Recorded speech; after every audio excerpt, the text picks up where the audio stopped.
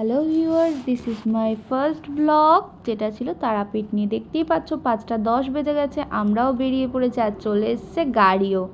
আমরা সবাই গাড়িতে উঠে নিয়ে চলে যাচ্ছি তারাপীঠের উদ্দেশ্যে। অ্যান্ড লেটস গো, দেখা যাক কী করি। তোমরা আমাদের সঙ্গে থেকো, পাশাপাশি দেখাও। আমি রয়েছে মা, জেঠি, দিদি। আর তারপর আমরা দাঁড়িয়ে পড়লাম একটু চা খেতে। সবার চা খাওয়া হয়ে গেলে ডাইরেক্ট চলে গেলাম তারাপীঠ। তারাপীঠে দাঁড়ালো এমন একটা লোকেশনে যেখানে লেখা ছিল আই লাভ তারাপীঠ। সেটা খুব সুন্দর লাগছিল দেখতে। তারপর সোজা চলে গেলাম মন্দিরের উদ্দেশ্যে। আমাদের একটা রুমও নেওয়া ছিল। এদিকে দেখো দিদি একটু ঢং করে নিল। করে নেওয়ার পর আমরা ড্রেস চেঞ্জ করে চলে গেলাম মায়ের কাছে পুজো দিতে। এদিকে দেখো কত সুন্দর ওয়েদারটা লাগছে, চারিদিকে বৃষ্টি পড়ছে। বৃষ্টি পড়ার পরও ওয়েদারটা খুব ঠান্ডা, খুব ভালো হয়ে গেছিলো, খুব সুন্দর পরিবেশ হয়ে গেছিলো। আর এদিকে দেখো এত মানুষের ভিড়, এতজনা এসছে পুজো দিতে। আর এতজনের পর পেরিয়ে তারপর আমাদের যেতে হবে মায়ের কাছে। এরপর ডালা নিয়ে আমরা এগিয়ে যাচ্ছি। আর এদিকে দেখো সবাই ধূপকাঠি মোমবাতি জ্বালাচ্ছে পুজোর পরে। এদিকে যজ্ঞও হচ্ছিল, আমাদের লাইনও অনেকটা এগিয়ে গেছিলো। এগিয়ে যাওয়ার পর ওই দেখো মন্দির। পুজো দেওয়ার পর চলে এলাম ভোলে বাবার কাছে, পুজো দিয়ে খেয়ে নিলাম দুপুরের খাবার। তারপর খাওয়া শেষ করে চলে গেলাম শ্মশান। শ্মশানটা ছিল খুব নির্ঝুম, থমথমে। এরপর দিদি নিয়ে নিল একটা পুজোর ডালা। এখানেও দিদি একটু পুজো দেবে। এখানে একজন খুব সুন্দর গান করছিল, সেটা উপভোগ করতে করতেই আমরা দিয়ে দিলাম পুজো। আর এদিকে তোমরা দেখতেই পাচ্ছ যে বাবা আর দিদি ধরিয়ে ফেলছে মোমবাতি।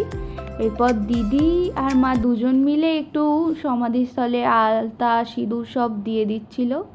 এটাও একটা পুজোর পার্ট ছিল, যেটা এখন করছে এরা। তো এরপর দেখতে থাকো আরও আমরা কোথায় কোথায় ঘুরি।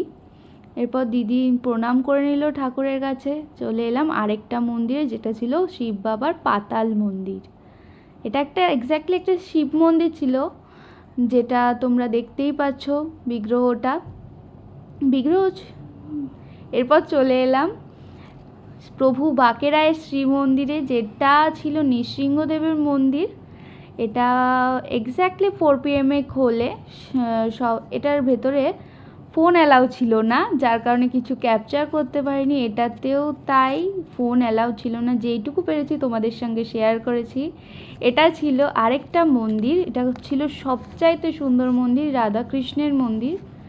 তো দেখো এরপরে হয়তো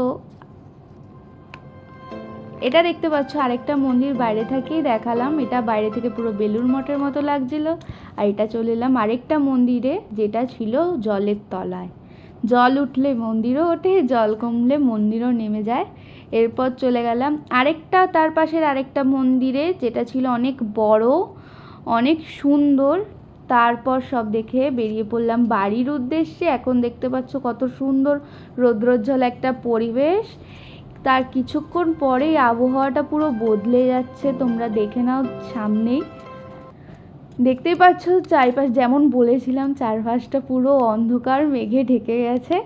চারপাশে এত বৃষ্টি হচ্ছে, ঠিকমতো কিছু দেখাও যাচ্ছিল না। দেখতেই পাচ্ছ প্রায় সন্ধে হয়ে গেছে, আর আমরাও চলে যাচ্ছি বাড়ির দিকে। আজকের ব্লগটা তোমাদের কেমন লাগলো তোমরা জানিও।